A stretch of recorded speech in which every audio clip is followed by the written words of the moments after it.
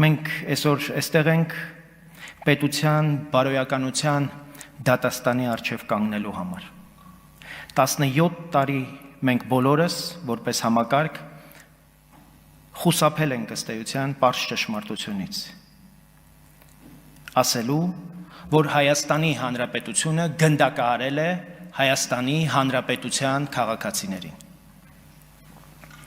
Դատարանը, ըստ էության մարդու իրավունքների եվրոպական դատարանը հաստատեց ոչ միայն կյանքի իրավունքի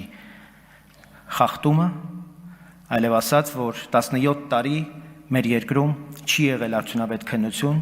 պետությունը չի կատարել իր պարտքը, պարզելու, թե ով է հրաման տվել, ով է կրակել,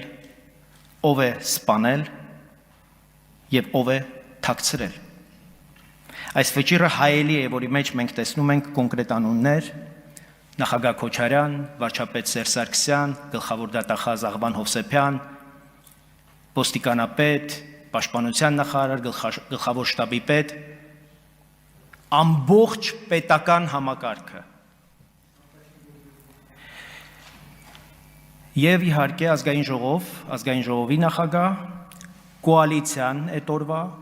քաղաքական մեծամասնություն, Բարգավաճ Հայաստան կուսակցություն, Հայ հեղափոխական դաշնակցություն, Հանրապետական կուսակցություն։